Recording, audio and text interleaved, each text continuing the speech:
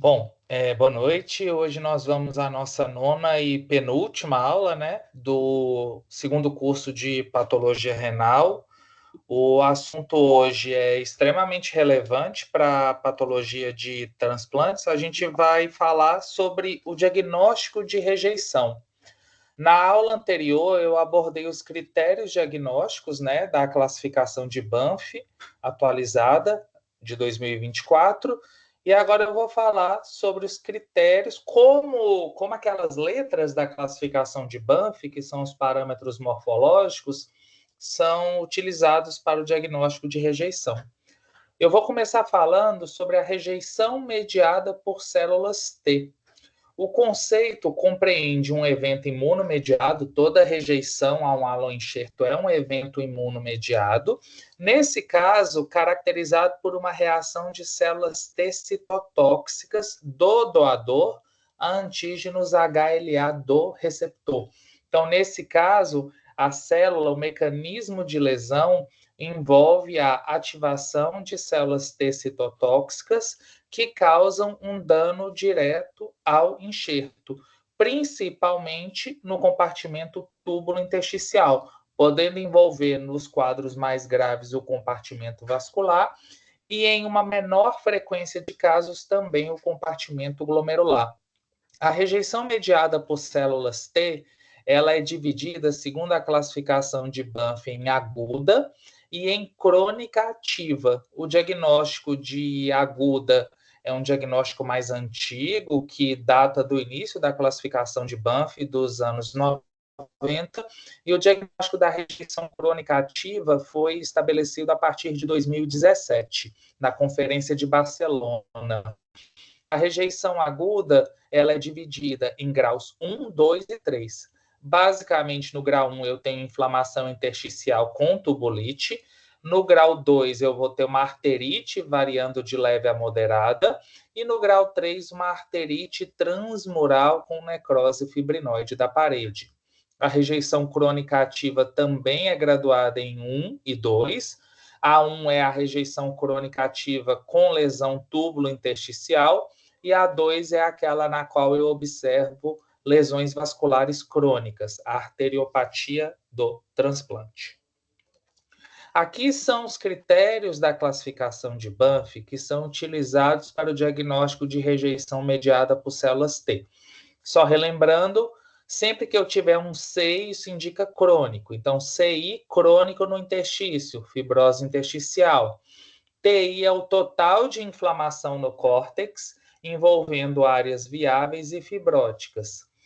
I é o total de inflamação no córtex não fibrótico, ou seja, o percentual do córtex viável que está comprometido por inflamação.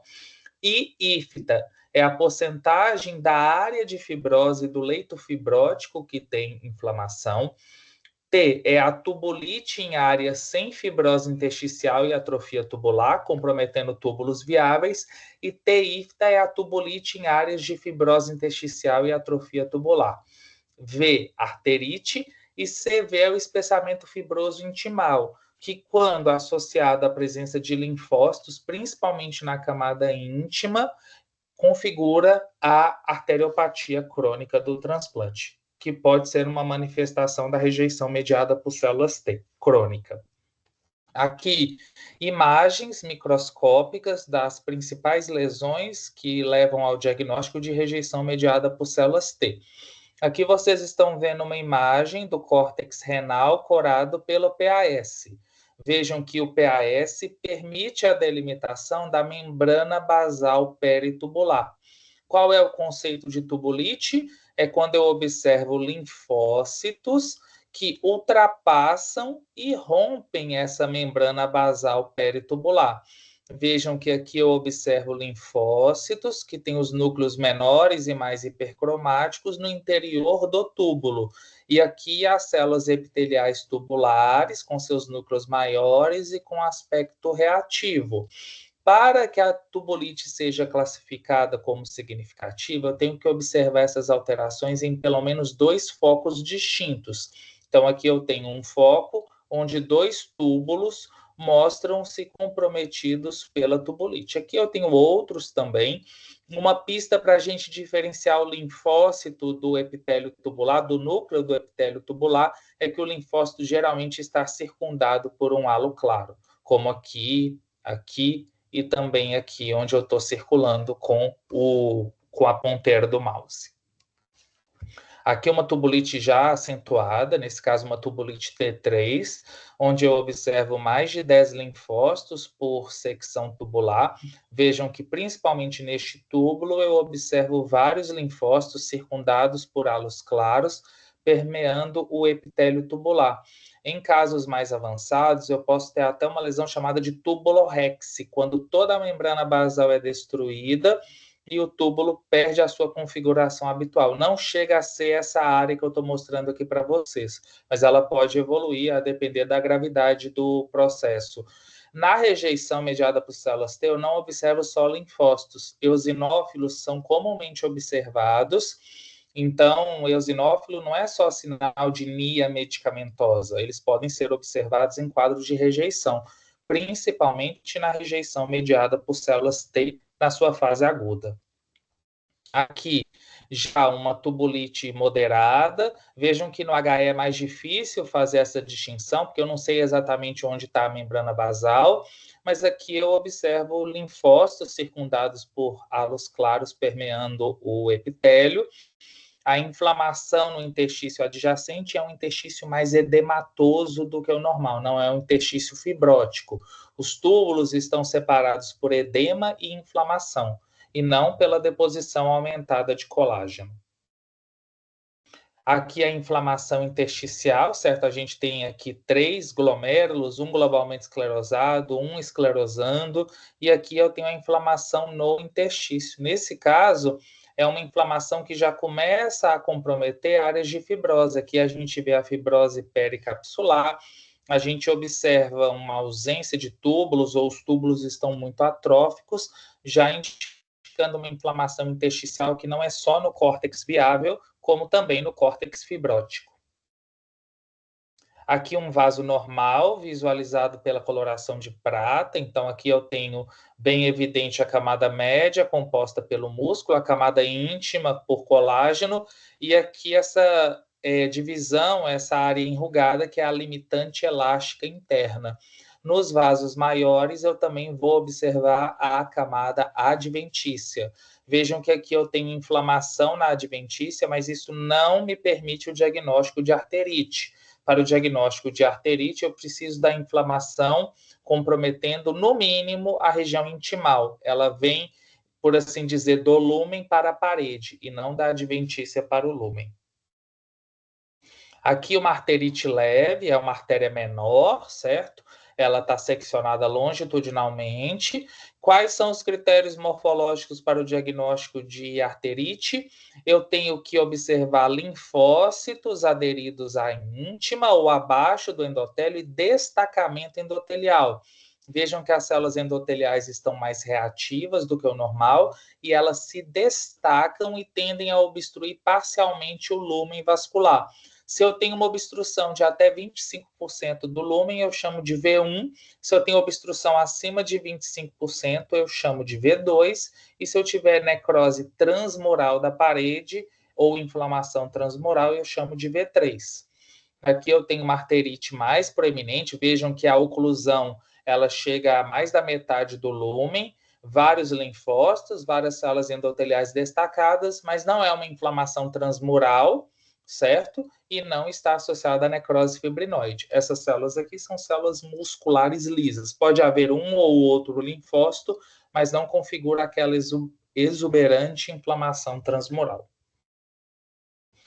Aqui, o achado de tubulite. Nas áreas de tubulite, eu posso encontrar pericapilarite. Eu vou falar de pericapilarite na rejeição mediada por anticorpos.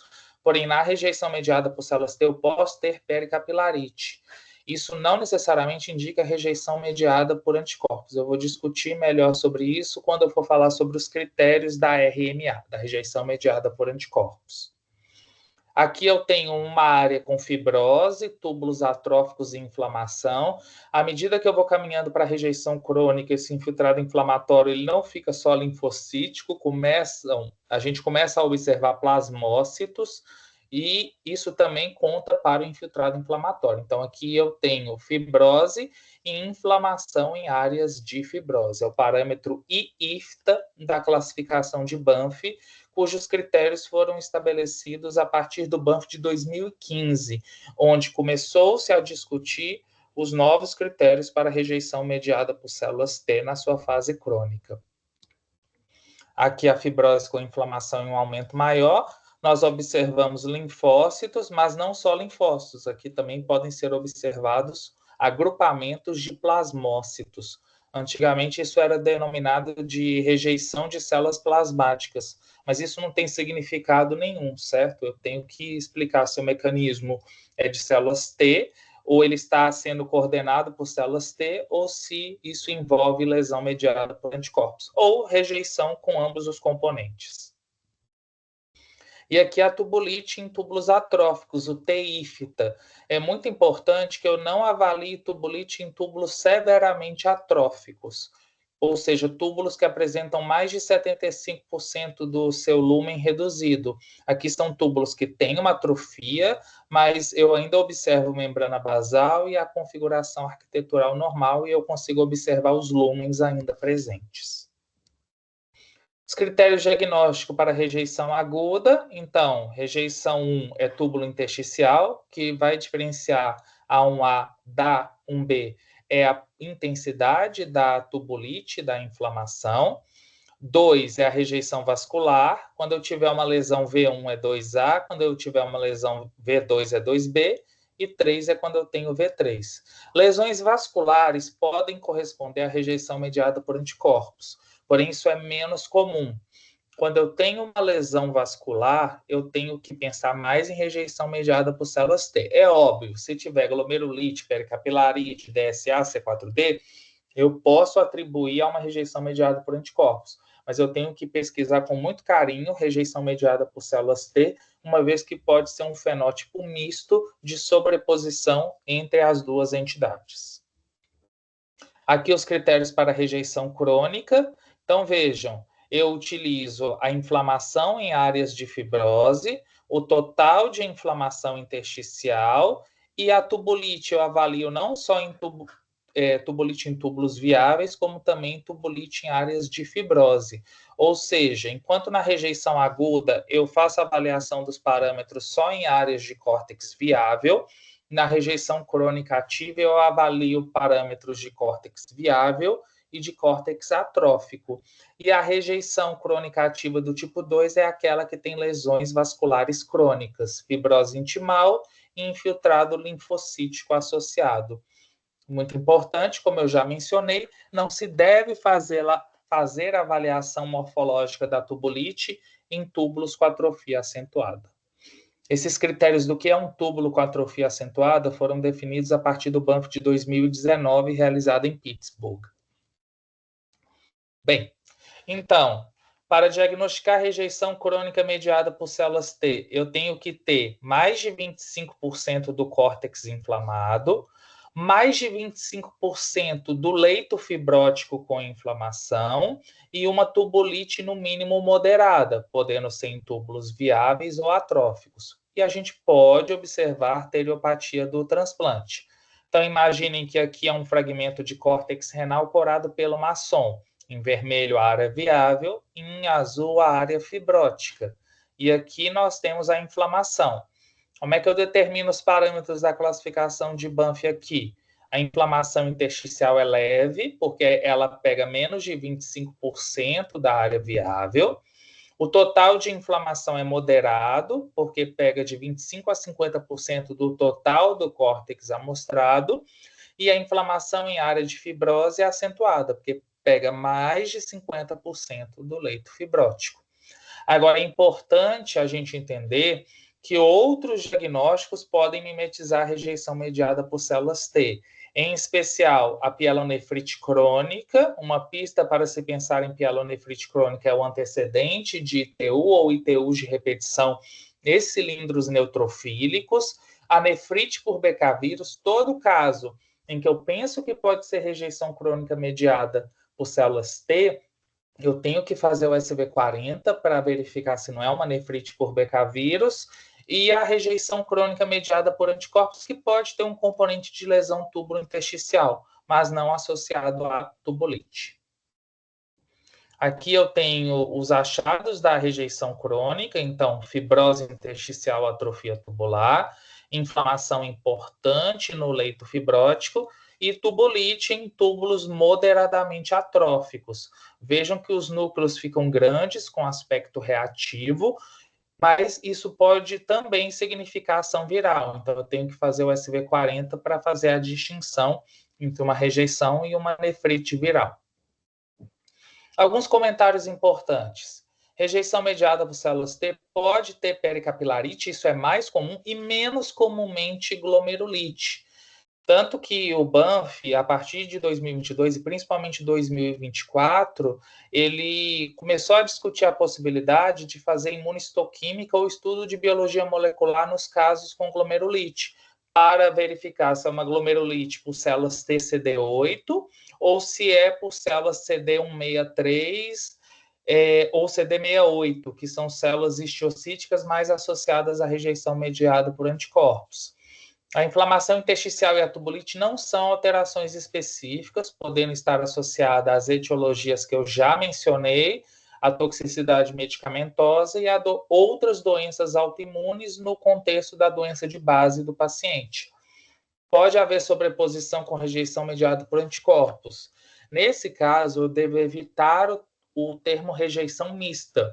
Rejeição mista é um termo vago, que não explica para mim o que é exatamente o misto. Pode ser um borderline com uma RMA, pode ser uma rejeição mediada por anticorpos crônica ativa com uma rejeição mediada por células T aguda, ou seja, é importante que eu faça a distinção e não utilize o termo mista.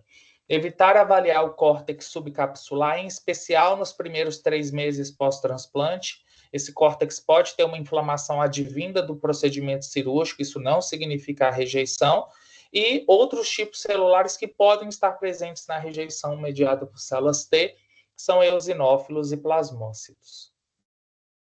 Agora eu vou falar sobre o pré-rejeição mediada por células T, as chamadas alterações borderline. O que são alterações borderline? Categoria 3 da classificação de Banff. É quando eu observo um quadro que é suspeito, eu tenho muita vontade de chamar de rejeição mediada por células T, porém eu não tenho os critérios diagnósticos suficientes. Eu tenho uma tubulite leve com uma inflamação intersticial leve. É muito importante saber que a partir do Banff de 2019, a tubulite isolada deixou de ser considerada como borderline, ou seja, aquele caso que eu tenho uma NTA, aquele paciente com DGF faz uma biópsia, eu tenho uma NTA e eu tenho uma tubulite focal, 1 ou 2 linfócitos, se não tiver inflamação intersticial, isso não é uma alteração borderline, é uma tubulite por algum outro mecanismo, como no caso da lesão de isquemia reperfusão. Então, na categoria borderline, em 2017, o mais importante era que houvesse uma tubulite leve, porém, casos com tubulite isolada também eram considerados como borderline. E aqui, uma outra situação, uma tubulite que era maior do que uma tubulite considerável, porém com pouca inflamação intersticial. Em 2019, essa proposta ela foi modificada, certo? Para quando eu tenho inflamação intersticial leve e tubulite de qualquer intensidade, ou quando eu tenho inflamação intersticial significativa e tubulite leve. Ou seja, quando eu não dá o match, por assim dizer, tem que ser no mínimo I2 e no mínimo T2. Tudo que for abaixo disso é borderline, exceto tubulite isolada. Não diagnosticar borderline se não houver inflamação intersticial. E tem maior e a grande dúvida, isso é ou não é uma rejeição? Os estudos de biologia molecular apontam que alguns são, outros não são. Por isso, o termo borderline. A importância de você fazer uma correlação com o quadro clínico do paciente, especialmente com lesões que podem mimetizar, como lesão de isquemia reperfusão, é importante. Mas o mais importante é que esse borderline, no futuro, ele pode evoluir, gerar um grau de ativação imunológica, que no futuro evoluirá para uma rejeição mediada por células T. Então, por mais que você não atribua o diagnóstico de rejeição naquele momento, é um paciente que deve ser acompanhado mais de perto. Então, aqui um caso borderline, a inflamação intersticial é leve, e a tubulite também é leve. Eu observo menos de 5 células linfóides a cada secção tubular. Aqui um outro caso, onde eu observo 1, 2, 3, 4. Nesse caso, até que é uma imagem que tem T2. Mas nesse caso, provavelmente o diagnóstico de borderline foi estabelecido porque a inflamação intersticial era muito focal e eu preciso de I2 e T2 para o diagnóstico da rejeição. Agora vamos falar sobre alterações mediadas por anticorpos. Vejam, eu não estou falando rejeição mediada por anticorpos, eu estou falando da classe 2, da classificação de Banff, que foi alterada pela última vez no ano de 2022.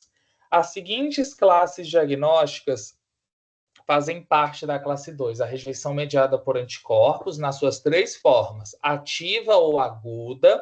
Hoje em dia, a gente tende a não utilizar o termo aguda, perdão, a gente prefere o termo ativa, crônica ativa e crônica inativa. Nós temos a positividade para C4D sem sinais de rejeição, e desde o ano de 2022 foram introduzidas 2 classes diagnósticas, rejeição mediada por anticorpos provável e inflamação microvascular, DSA negativo e C4D negativo. Eu vou falar sobre essas 2 categorias, que são os chamados fenótipos intermediários da classe 2. Não é normal, mas também eu não consigo chamar de rejeição mediada por anticorpos. A patogênese clássica da rejeição mediada por anticorpos, tenho certeza que vocês sabem disso muito melhor do que eu, porque lidam com os pacientes no dia a dia, mas são pacientes chamados de hipersensibilizados, ou devido a transfusões prévias, ou retransplante, ou no caso de mulheres, no caso de gestações. Nesse caso, existe um processo de apresentação antigênica e ativação de uma resposta imune com diferenciação em plasmócitos que vão produzir os famosos DSA, Donor Specific Antibody, ou anticorpos anti-HLA do doador, que podem ser anticorpos anti-HLA da classe 1, como A e B, ou anti-HLA da classe 2, como o DR, DQ, DP. Isso vai levar a deposição, certo? A ligação do anticorpo no endotélio vascular e, classicamente, vai haver ativação da via clássica do sistema do complemento. Essa ativação envolve a ativação do C4 e a formação do subproduto C4D, que é avaliado por imunistoquímica. Por que a gente avalia o C4D? Porque ele é mais estável e ele se liga de forma covalente ao endotélio. Eu consigo detectá-lo de forma mais precisa. Desde o Banff de 2013, entende-se que não necessariamente esse anticorpo vai ativar o complemento. Esse anticorpo vai ativar o complemento quando ele for um fixador de complemento, principalmente GG1 e GG3. Porém, eu tenho anticorpos que causam lesão ao enxerto por outros mecanismos, como ativação direta de células NK e monócitos, e também a toxicidade direta mediada pelos anticorpos, levando à lise celular. Nesses casos, eu vou ter uma rejeição mediada por anticorpos, eu vou ter o anticorpo, eu vou ter a inflamação microvascular, porém a pesquisa para C4D por meio de estudo imunistoquímico ou estudo de imunofluorescência indireto será negativa. Aqui, a patogênese fazendo uma correlação com a histologia e a disfunção do enxerto. Então, o primeiro evento na rejeição mediada por anticorpos é o anticorpo. O anticorpo, classicamente, leva à ativação do complemento com deposição de C4D, e aí eu tenho a chamada lesão endotelial, que vai se manifestar principalmente como pericapilarite e glomerulite. Caso seja uma lesão endotelial mais insidiosa, a gente chama de smoldering, mais persistente, eu vou ter as lesões crônicas, como fibrose, a arteriopatia crônica do enxerto e principalmente a glomerulopatia do transplante. Vejam que na rejeição aguda eu tenho um pico de disfunção do enxerto e depois essa disfunção ela vai progredindo de forma insidiosa. E na rejeição mediada por anticorpos de forma mais indolente, cuja histologia é de uma crônica ativa, esse paciente vai tendo uma disfunção lenta do enxerto, depois de 2, 3 anos, associado a um DSA de novo, geralmente um anti-DR, um anti-DQ, que vai levar às chamadas lesões crônicas. E nesse caso, tende a haver menor ativação do complemento e menor deposição de C4D. Como que a classificação de Banff ela foi evoluindo para o diagnóstico da rejeição mediada por anticorpos? Primeiro consenso, Banff foi em 1991, na cidade canadense homônima, na província de Alberta, no Canadá, que dividia a rejeição em 2 grupos, hiperaguda ou aguda, sem a divisão em mediada por células T e mediada por anticorpos. Em 97, os critérios para rejeição mediada por anticorpos foram inicialmente estabelecidos e ela era dividida em hiperaguda e aguda acelerada. A partir do Banff de 2001, observaram-se evidências entre a deposição de C4D e o diagnóstico de rejeição mediada por anticorpos, ou seja, ele passou a ser incorporado. Em 2005, foram estabelecidos os primeiros critérios para rejeição mediada por anticorpos crônica, que se enquadrava no diagnóstico de nefropatia crônica do enxerto, que era uma classe não dava muita informação ao nefrologista. Essa classe foi abolida no ano de 2013, na Conferência de Comandatuba, no Brasil.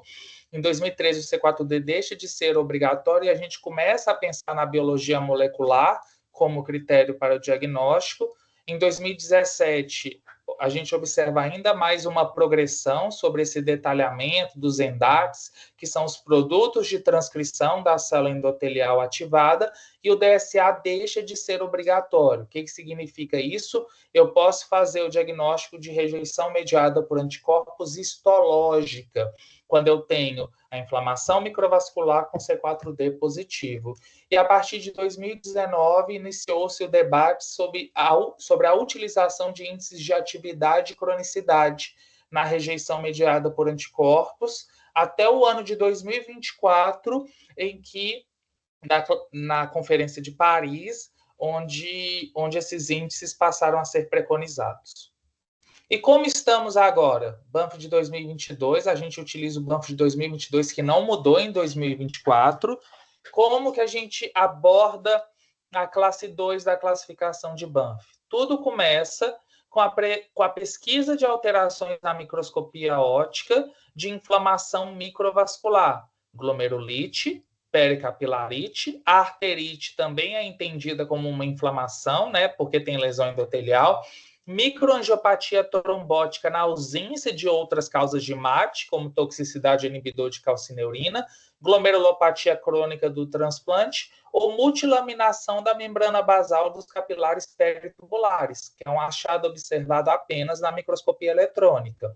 A partir do momento em que eu tenho o score de inflamação microvascular, ou seja, a soma de glomerulite e pericapilarite maior ou igual a 2, eu posso ir por 2 caminhos. Se eu tiver esse score, como eu já disse, significativo, maior ou igual a 2, se eu tiver C4D positivo e DSA positivo, eu dou o diagnóstico de rejeição mediada por anticorpos. Se eu tiver um ou outro e a inflamação microvascular for significativa, também.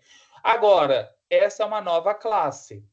Se eu tenho inflamação microvascular importante, porém eu não tenho DSA nem C4D, o diagnóstico é inflamação microvascular, DSA negativo e C4D negativo, ok? Agora vamos para quando eu tenho glomerulite ou pericapilarite ou outras lesões, porém a soma de glomerulite e pericapilarite é menor do que 2. Se eu tiver C4D positivo, diagnóstico de rejeição.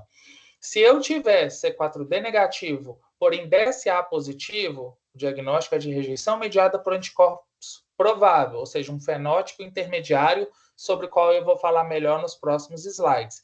E se eu tiver aquela glomerulite focal, aquela pericapilarite focal, porém eu não tenho nem C4D nem DSA, eu devo esquecer o diagnóstico de rejeição mediada por anticorpos. Não é algo que a gente pega logo de cabeça toda vez que eu vou dar uma aula, que eu vou apresentar algo e que eu estou lidando com casos de inflamação microvascular, eu volto a esse organograma estabelecido após a conferência de 2022, que foi em Banff, e mantida na conferência de 2024. É muito importante saber que não houve mudanças do Banff 2022 para o Banff 2024 em relação aos critérios. A interpretação de alguns deles houve um refinamento, que eu posso falar sobre isso no nosso último encontro daqui a 15 dias. Então, vamos às lesões. Glomerulite. O diagnóstico de glomerulite pressupõe a presença de infiltrado, que pode ser neutrofílico nos casos agudos e linfomononuclear nos casos mais crônicos, e alterações reativas em células endoteliais. É muito comum eu pegar uma biópsia de um paciente com DGF e eu encontrar um neutrófilo dentro da alça, mas isso pode estar associado à lesão de isquemia-reperfusão. Geralmente eu não tenho a ativação endotelial tão evidente. A ativação endotelial é tão importante quanto a presença da inflamação. Aqui a presença de uma trombose. Agora, é muito importante. Se eu pego um caso que eu observo uma MAT, uma microangiopatia trombótica, e eu não necessariamente posso atribuir a uma rejeição. A classificação de Banff diz que a MAT é critério para o diagnóstico de rejeição desde que afaste outras causas. Então, eu tenho aí a púrpura trombocitopênica trombótica, a síndrome hemolítica urêmica tradicional e atípica, a toxicidade a inibidores de calcineurina. Eu tenho que afastar essas possibilidades para só a partir daí eu entrar naquele fluxograma. A mesma coisa é glomerulite. Se eu faço uma imunofluorescência aqui, eu observo uma IgA, o paciente pode ter DSA, pode ter C4D, eu não posso atribuir a rejeição mediada por anticorpos. Esse organograma, ele é válido, existem as notas de rodapé, glomerulite na ausência de glomerulonefrite. Se houver evidência de glomerulonefrite, eu não posso utilizar esse fluxograma. Por isso, da importância da gente, se possível, fazer imunofluorescência nos casos também de transplante renal. Aqui uma outra manifestação da microangiopatia trombótica, lembrando desse, porém, de afastar outras causas antes de atribuir a rejeição mediada por anticorpos. A pericapilarite. Pericapilarite é a mesma coisa, não basta eu ver apenas a célula inflamatória, eu tenho que ver as alterações reativas no endotélio. Lembrem-se, inflamação microvascular é um capilar, seja ele glomerular, seja um capilar peritubular, com alterações reativas endoteliais e células inflamatórias. E aqui a arterite. São as mesmas imagens que eu mostrei anteriormente, aqui uma arterite V1, aqui uma arterite V2 e aqui já uma lesão crônica com arteriopatia crônica do transplante. Só aquela ressalva. Procure antes indícios de rejeição mediada por células T. Lesões arteriais são mais comumente associadas a rejeição mediada por células T do que a rejeição mediada por anticorpos. E aqui a lesão crônica que a gente observa na microscopia óptica, que é a glomerulopatia crônica do transplante, que são as duplicações de alças capilares, conferindo a esse glomérulo um padrão membrano proliferativo. Só que nesse caso essa duplicação não é por uma deposição de imunocomplexo ou de cadeia leve ou por ativação da via alternativa do complemento, e sim por um remodelamento vascular associado a uma lesão crônica mediada por anticorpos.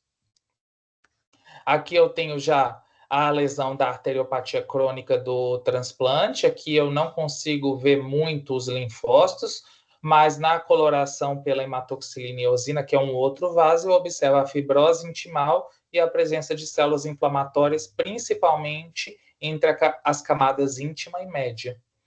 E aqui a importância da microscopia eletrônica. Existem lesões de RMA crônica, então pode ter caso que eu estou chamando de RMA ativa, quando ela, na verdade, já é crônica. Por exemplo, aqui é uma imagem de um capilar peritubular, no qual aqui é uma célula endotelial, e aqui eu observo a membrana basal do capilar peritubular com várias laminações. Isso é um indicativo de um remodelamento crônico. O cutoff, se não me engano, são mais de 5 laminações do capilar peritubular, 3A5 ou 5A7, mas eu posso estar equivocado. E aqui, o achado de glomerulopatia crônica do transplante na sua fase inicial. Eu tenho o lúmen, certo? Eu tenho a membrana basal, que eu tenho um podócito, e entre a membrana basal, ela tem que estar bem coladinha aqui na célula endotelial. Porém, aqui eu observo uma tumefação, certo? Um edema subendotelial, um clareamento subendotelial, e aqui o início da formação de uma neomembrana basal, que será posteriormente observada na microscopia óptica. Então, a microscopia eletrônica ela ajuda a detectar as lesões crônicas de RMA precocemente. Isso é importante porque uma rejeição mediada por anticorpos ativa vai responder diferente às opções terapêuticas, né, que geralmente são imunoglobulina e plasmaférese, do que uma rejeição crônica. Rejeição crônica ela tende a ser mais refratária às terapias para RMA. E aqui o C4D, muito importante, viu, gente? Eu estou falando muito importante várias vezes, mas é porque eu considero tudo importante em transplante. Tem um carinho especial, o meu doutorado foi em patologia de transplante, então eu gosto muito de falar desse assunto. Aqui a gente tem a marcação para C4D verdadeira. Ela é linear, ela é contínua e ela não é no lúmen, ela é na célula endotelial. A gente utiliza o glomérulo como um controle e aqui a gente está observando a marcação linear nos capilares peritubulares. Para fins de interpretação da classificação de Banff, eu posso ter um capilar ou 100%. Isso é C4D positivo, independente de ser C4D 1, 2 ou 3. Na imunohistoquímica, qualquer capilar é positivo. Na imunofluorescência indireta, eu preciso de pelo menos 10% de capilares positivos devido à maior sensibilidade deste método.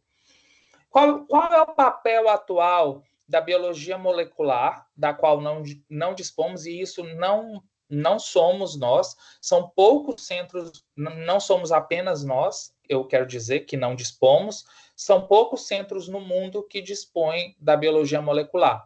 Mas quando ela está presente, ela é útil nos casos onde eu suspeito de rejeição mediada por anticorpos, mas sem inflamação microvascular significativa. Vou dar um exemplo. Aquele paciente hipersensibilizado, está com disfunção do enxerto pós-transplante, faz a biópsia, tem uma NTA e vem C4D positivo. Eu não posso chamar de rejeição mediada por anticorpos pela classificação de Banff.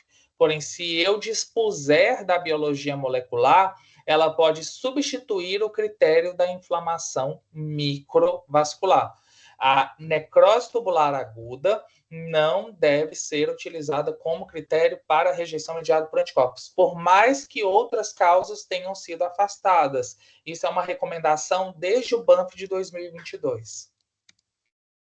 Aqui os critérios para rejeição ativa, eu preciso de inflamação microvascular, arterite ou microangiopatia trombótica na ausência de outra causa, evidência de interação do anticorpo com o endotélio, pode ser o C4D ou um score de inflamação maior ou igual a 2, mas vejam aqui, na ausência de glomerulonefrite recorrente ou de novo, na presença de rejeição mediada por células T aguda, infiltrado borderline ou infecção, a presença de pericapilarite isolada não é suficiente e a glomerulite deve estar presente. E a evidência sorológica por meio do DSA.